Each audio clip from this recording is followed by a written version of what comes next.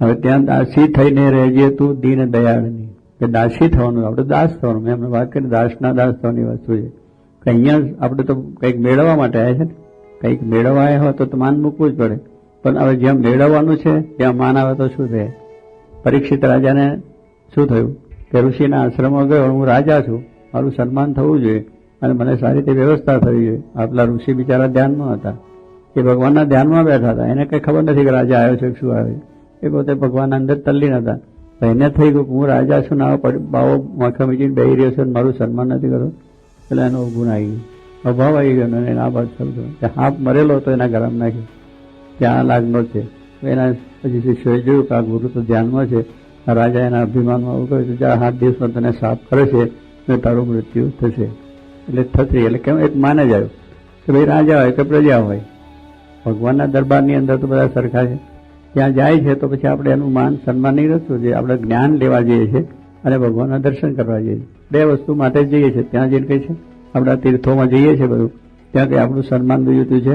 કારણ કે આપણે બધા તીર્થમાં દર્શન કરવા જઈએ છીએ, સમાગમ કરવા જઈએ છીએ. એ દ્રષ્ટિથી જતા હોય પછી ત્યાં ક્યાંથી, પણ જ્યાં આગળ માન મૂકવું છે એમ માનની ઈચ્છા થઈ. જેના થકી આપણી મોટર છે, ભગવાનને સંત થકી આપણે મોટા થયા, બુદ્ધિશાળી થયા, ગણ્યા ભણ્યા અનેક રીતે આપણે આગળ વધ્યા. હવે અહીંયા કંઈ માન હોતું નથી લેવાનું, પણ એ રીતે ત્યાં માની છે એટલું બધું થઈ જાય. એટલે કહે છે કે દાસી થઈને રહેજે તું દીન દયાળની, ભગવાનના દાસ જ થવાનું. ભગવાન આગળ બધા આપણે નાના છે ને ભગવાનને આગળ તટાર થઈને ઊભો રહે તો પછી કંઈ ભગવાન રાજી થાય? એ તો મૂકી કીધું, ભગવાનને પગે લાગવાનું, નમસ્કાર કરવાના અને દંડવત કરવાના. કારણ કે એ તો આપણા બધું આપનારે છે. તો એ રીતે દાસ થઈને રહેવું, સેવક થઈને રહીએ તો આપણને કોઈ જાતનો વાંધો આવે નહીં. તો દાસી થઈને રહેજે તું દીન દયાળની. નીચી ટેલ મળે તો ભાગ, કે ભાઈ જો અહીંયા પાછું આ મંદિરમાં આવ્યા હોય અને ત્યાં આગળ નીચામાં નીચી સેવા આપણને મળે, કે છે ને આ જોડા મૂકવાના બધા મૂકે છે છોકરાઓ, જોડા મૂકવા, એ સેવા મળે તો જાણો કહો ભગવાનના ભક્તના જોડા હચવાના મળે.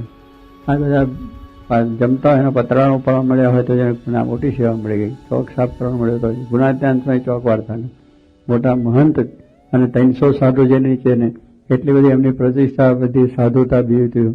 પણ ચોક દરરોજ વારે, જે ચોક મંદિરનો બધા દરરોજ વારતા હતા. એટલે એ મોટા માન મૂકી દીધું. એટલે એવી રીતે દીન દયાળ દાસી થઈને રહે, દીન દયાળની નીચી ટેલ. આ નીચી ટેલ ગાય ભગવાન કૃષ્ણ છે અને પાંડવોનો યજ્ઞ થયો. હવે યજ્ઞ થાય એટલે દરેક બધા ઘણા માણસો આવ્યા. એટલે રાજા મહારાજાઓ બધા એટલે બધાની સેવા આપે ને, કે આપણે ત્યાં લગ્ન પ્રસંગ હોય તો કોઈને કઈ સેવા આપીએ, કોઈને ઉતારાની આપીએ, કોઈને મોટરની આપીએ, કોઈને બીજી વ્યવસ્થા જમવાની, કોઈને પીરસવાની, એ બધી આપણે બધા હગાવાલાને વહેંચી દઈએ છીએ, ઉતારા કરવાની. એમ કૃષ્ણ પરમાત્મા પણ યજ્ઞમાં ગયા તો એમને પાંડવોને યજ્ઞમાં શું સેવા આપી કે બધા જે રાજા મહારાજા આવે છે એના પગ તમારે ધોવાના, પાણી રાખી લોટો લઈને પગ ધોવાના, અને એ બધાને પછી ગમે એ જમે એનો પતરાળો તમારે ઉપાડ લેવાનો. ભગવાન આ સેવા સ્વીકારી દીધી. સ્વીકાર હું ભગવાન છું એટલે તમે મને આ સેવા આપો છો, તમે શું રહે? તો ભગવાન કઈ નીચા થઈ ગયા? કૃષ્ણનું ભજન થાય છે અત્યારે, થાય છે કઈ થતું? એ કે હલકા થવાથી જો આપણું માન જતું હોય એ નથી, હલકા થવા માન વધે છે. એ કૃષ્ણ પરમાત્માનું ભજન થાય છે. બાકી બીજા કેટલાય એમના રાજા મહારાજા પગે ધોળાય બધા એને કોઈ પૂછતું નથી. તો ભગવાને કર્યું એ પ્રમાણે બરોબર વ્યવસ્થિત કરીને પતરાને ઉપાડી, આઠા ઉપાડીને બધાને મૂકી આવ્યા. પણ કહેવાનું શું છે કે એ નીચી ટેલ હતી એ પણ એમને સ્વીકારી. તો નીચી ટેલ મળે તો મોટા ભાગ સમજો. કોની ટેલ છે? ભગવાનની. આ કોઈ સામાન્ય વ્યક્તિ જ નથી. સામાન્ય વ્યક્તિને આપણે વિચારો કે એને શું લેવું, પણ જે ભગવાને આપણે આપ્યું છે એ ભગવાનની સેવા છે. તો એની સેવા મળે એને માટે આપણે રાજી થઈને કરીએ તો ભગવાન રાજી. નીચી ટેલ મળે તો માને ભાવ્યું.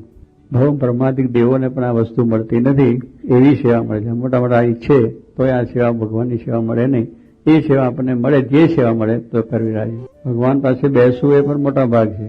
સમજ્યા રાણા? આ સભામાં બેસવું એ મોટા ભાગ હોય તો બેસાય એવું છે. નકર બેસાય ને અક્ષરધામની સભા. હવે અહીંયા આગળ એટલે કહ્યું કે પુરુષોત્તમ ભગવાન જ્યાં આગળ બેઠા હોય સાક્ષાત, અને એમની સભામાં જઈને આપણે અહીંનો એક મોટા વડા આવ્યા હોય એની સભામાં બેસવાનું મળે કેટલું આનંદ થઈ જાય. તો હો ભાગ છે કે આજે આપણે સાવી ગયા હતા, મોઈ સાહેબની સભામાં ગયા હતા અને એ બધું થઈ જાય. બધી અમારા લંડનમાં બધા રાની છે અને પછી પેલા હું મોટા સાહેબ હોય, પેલા બધી અમેરિકામાં પિન્ટલ સાહેબ છે, એને મળવામાં કેટલું થઈ જાય. આપણે પ્રિન્સ ચાલ છે ને, પ્રિન્સ ચાલ, એની સાથે ભોજન લેવાના પૈસા હતા. $1700 કરે, £1700 દરરોજ જો એની જોડે જમવાનું મળે તો £1700 આપવાના. લ્યો, ભાગ્ય માની લીધું કે એની જોડે ચાર્લ્સની જોડે જમવાનું મળે, ચાર્લ્સ કોણ? પણ કહેવાનું શું, એવા ચાર્લ્સો કેટલાય રખડતા હોય, પણ આ તો મનમાં એમ છે કે એની સાથે બેસવાનું મળ્યું, એનો બધો એની પૈસા આપીને લોકો જમતા હતા, એની જોડે બેઠવાનું મળ્યું, બીજું ત્રીજું ગયા. અમે ગયા એને મળી આવ્યા, બધું ખરખરો કરી આવ્યા, કહેવાની વસ્તુ શું છે, પણ એમાં કઈ બહુ મોટી વાત. એટલે આ માણસને એમ થાય કે હા હા બહુ ભાગ્ય થઈ ગયા આપણો મોટા જબરજસ્ત કે આવા માણસની આપણે જઈને બેઠા. બરોબર છે, પણ બેઠા કે એમાં શું આપણે મોટી વસ્તુ છે, આ લોકની વસ્તુ છે. તો એની સભામાં જો આપણને એટલો મહત્તા સમજતા હોય આ લોકના માણસને, તો ભગવાન તો અનંત કોટી બ્રહ્માંડના રાજાધિરાજ.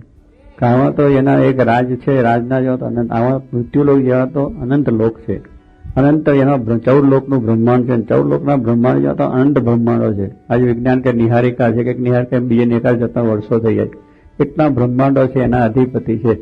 જેટલું એની પાસે સંપત્તિ એટલી સત્તા છે, ઉત્પત્તિ સ્થિતિ પ્રલય એ કરે. આપણી સત્તાઓ શું છે, આપણે શું રાજા મહારાજા અત્યારે બધા છે, કિંટલ સાહેબ હોય કે બીજા એમની પાસે શું સત્તાઓ, એના કરતા અનંત ઘણી સત્તા જેની પાસે છે. હવે એની પાસે જઈને આપણે માગીએ કે અમે આમ ને તેમ ને બીજું દેખાડીએ. સોનાનો પર્વત છે અને વીટી પહેરીને જાય રાણા, જો અલા હોનાનો પર્વત છે, તારી વીટી શું હિસાબમાં છે, તું વાત કરે છે? હોનાની વીટી પહેરીને આમ બતાવ, હોનાના પર્વત આગળ બેસવાનું, હોનાનો પર્વત જ આખો છે, જેટલી વીટીઓ એમાંથી નીકળે હજારો ને કરોડો નીકળી જાય. એનો મનમાં આમ પોરા કે મારો ભાગ, ભાઈ એવું નથી, આ મોટા એટલે ભગવાન આગળ આપણે હાવ નાના છે. ગમે એટલા મોટા હોય તો ભગવાન આગળ આપણે નાના છે. તો એ રીતે એના થઈને આપણે એવું કે એની જે સેવા મળી એ મોટા ભાગ આપણે સમજવા, એ સભામાં બેસવાનું મળ્યું, એમના દર્શન થયા, એ મોટા ભાગ સમજવાનું. ભગવાનની સાથે દરરોજની પ્રીત નવી કરી, પ્રીત દરરોજ આપણે નવું થવું જોઈએ. ભગવાનના દર્શન કરીએ તો આજે બહુ સારા દર્શન થાય. જો કે મારે ઓહો આજે બહુ દર્શન તો વાઘા એ પહેર્યા હોય, બીજે દાડે પહેર્યા, આગલે દાડે પહેર્યા એ જ હોય, પણ સ્વામી કે બહુ દર્શન થાય, અલૌકિક દર્શન થાય, દિવ્ય દર્શન થાય. એટલે શું નવીનતા, જો ભગવાનને આપણે મોટો સમજ્યા હોય તો પછી એને આપણા ઉપર શંકાની વાત નથી. ભગવાનની મહત્તા છે કે એમના દરરોજના નવા દર્શન થવા જોઈએ. આપણે દરરોજ વસ્તુ ખાઈએ છીએ એની જ ખાઈએ છીએ ને, તો એક આજ તો મને બહુ ટેસ્ટ આવ્યો, બહુ સરસ વસ્તુ બની, દરરોજ એની જ છે ને, એ ઘઉં ચોખાની જ બને, બીજું કંઈ નથી બનતું. પણ માણસને એનું જેમ નવીનતા લાગે છે એમ ભગવાનના દર્શનની પણ નવીનતા લાગે. પણ ક્યાંક તો જઈએ છે તો પેલા કાલે ભાગા પહેર્યા હતા ને એના એ જ છે, અને એનું એ જ છે, બીજું કંઈ છે નહીં. એ સિયાંશમાંથી કે આગા પાછા થતા નથી, એના એ દર્શન થાય, બીજું કંઈ થાય છે. અને આપણે એવી વસ્તુ મને, પણ ભગવાન છે એ બધું કરે છે, એ હુવે છે, બે છે, ઉઠે છે, આગા પાછા બધું થાય છે, આપણે જોતા નથી, એટલું જ વસ્તુ છે, બાકી દેખાય જ બધું. એટલે કહેવાનું શું છે કે આપણે આ દુનિયાની મહત્તા પણ ભગવાનની મહત્તા સમજાતી નથી, તો એ પણ નવીનતા હોવી જોઈએ. કે આજે હું દર્શન ગયો મને બહુ અલૌકિક દર્શન થયા, કારણ કે આપણને અલૌકિકતા લાગે છે. આ દરેક વસ્તુ તમે જોવા જાઓ છો એની એ જ વસ્તુ હોય, જોવા જાઓ ટીવીમાં દરરોજ જુઓ છો, ટીવીમાં શું પેલા ચિત્રો આગળ પાછા ફરતા હોય, આમાં આગું પાછું બીજું નાટારંગ બધું આવે, એટલું જ કે બીજું આ નાટારંગ જો તો બજારમાં ચાલે કેટલો નાટારંગ છે કે નથી, બધો ઘણો છે, બધી જાતના નાટારંગ થાય, એની એ જ વસ્તુ છે. પણ પાછું આપણે જોઈએ કે એને એની વસ્તુ જોઈએ તો, એટલે કહેવાનું શું, ઘરમાં તમે જુઓ તો ઘરમાં બધું નાટારંગ ચાલે છે ને આપણે, પણ માણસને પેલી નવીનતા લાગે આ લોકની, પણ ભગવાનની નવીનતા નથી લાગતી. જે નવીનતા જુએ છે એની અંદર પણ નવીનતા જોઈએ. આજે મને બહુ દર્શન સારા થયા, મને આજે બહુ સરસ રીતે આ એ થયું. એવી રીતે આપણે નિત નવા દર્શન, નિત નવીન ભાવના આપણી હંમેશા પ્રગટ થાય.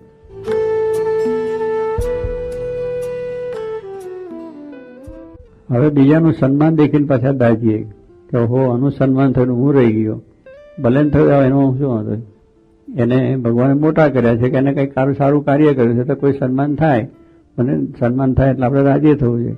પણ મારું ના થયું ને એનું થયું, એટલે દાજવાની જરૂર નથી.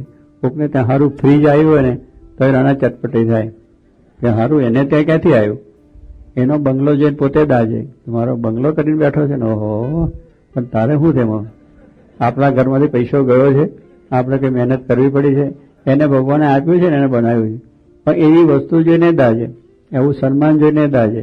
પણ એને પાછું સન્માન થાય એનું પાછું કંઈક લખીને એનું સન્માનને ખંડન કરવા માટેનો પ્રયત્ન થાય. કેટલી જાતના બધા કાગળિયા છાપણ બાપણ બધું ચડાવી નાખે, બીજાને બે આબરૂ કરી નાખે. એવો માણસની કાંઈક ઈર્ષા વસ્તુ એવી છે. એટલે કોઈનું સન્માન જોઈને દાજવું નહીં. ભગવાન છે દરેકને કંઈ આપ્યું છે, સારું છે, આપણે એવું કરો તો આપણે આગળ વધવું છે, મારે કઈ ઈર્ષા કરવી તો નારદ દયા જેવી. નારદ ને તુમરું 2 જણા હતા. ભગવાન વિષ્ણુ આગળ પેલી પોતે સંગીત કરીને ગાન વિદ્યા કરવા ગયા. બહુ સરસ રીતે, નારદજી તો બહુ હોશિયાર હતા ગાન વિદ્યાની અંદર, એમને બહુ સરસ રીતે કર્યું. તુમરું એ પણ બજાયું. ભગવાને કહ્યું કે આ તુમરુંના જેવું નથી આવડતું. નારદજીની ઈર્ષા થઈ કે હું મોટો, વર્ષો સુધી હું આ ગાન વિદ્યા કરું છું, તમારી આગળ આટલું બધું સરસ રીતે મારી ગાન વિદ્યા આખી દુનિયામાં પ્રસિદ્ધ થઈ ગઈ, બધા કેટલા માણસો મારી પ્રસિદ્ધિ કરી નાખીને તમે આ મને એ લલકો પાડી દીધો. આ 2 પૈસાનો હોય, શું નામ, તુમરું 2 પૈસાનું. હવે એની હલકે જ લાગે. એટલે પછી મહારાજ ભગવાને કહ્યું પણ એના જેવું તો નથી આવડતું. એ ગયા, ઉપડ્યા પાછા શીખી આવ્યા. 2-5 વર્ષ શીખી બરોબર સારું. પછી આવ્યા, પેલા આવ્યા 2 આવ્યા. પછી કહ્યું બહુ સરસ રીતે ગાન, જરા વિશેષ રીતે. ભગવાન કહે હજુ તુમરું જેવું નથી આવડતું. વળી પાછો મનમાં ઉભો થઈ ગયો. વળી ગયા તે 7 મન્વંતર સુધી, કેટલા મન્વંતર, કેટલા એના સમય બહુ મોટો થઈ જાય ત્યાં સુધી ગાન વિદ્યા શીખ્યા. ભગવાન આગળ જઈને કહ્યું, ભગવાન કે નથી આવડતું. ભગવાન કે અમારે કરવું શું પણ આવે, આ તો બધું છેલ્લું થઈ ગયું ઠેર સુધીનું, કે બધું જેટલું શીખવા જેવું બધું શીખીને આવી ગયું. આનું શું? ભગવાન કે એક જ ઉપાય છે, તુમરું પગે લાગો. આ તુમરું છે ને પગે લાગો, મને તારા જે વિદ્યા આવડે એટલું. શું? માન. આ માન મૂકવાનું ભગવાને કહ્યું. તમે મૂકે જેના ઉપર ઈર્ષા છે એની પાસે વિદ્યા શીખો. જેને તમને છે એના પાસે તમે વિદ્યા શીખો એટલે તમારી વિદ્યા સંપૂર્ણ થઈ કહેવાય. એમ આપણે છે કોઈ સારો આગળ વધતો હોય તો એના જેવો આપણે પ્રયત્ન કરો, એના જેવો આપણે કંઈક એ થાય તો ભગવાન આપણા પર રાજી થાય. પણ એનું ખોટું કરીને આપણે કરવા જે થાય નહીં. કોઈનું ખોટું કરીને આપણે સારું થાય, કોઈનું ભલું કરો તો આપણું ભલું થાય, કોઈનું સારું કરો તો આપણું સારું થાય. પણ આ તો કોઈકનું બુરું કરે તો આપણું બુરું થાય. તો એ અહીંયા કહે છે કે આપણે કોઈનું સન્માન દેખીને દાઝવું નહીં. મગન થઈને ભગવાનને રાજી થઈને આપણે સેવા કરવી. ભગવાન રાજીને રાજી. સહજાનંદ સ્વામી મહારાજ.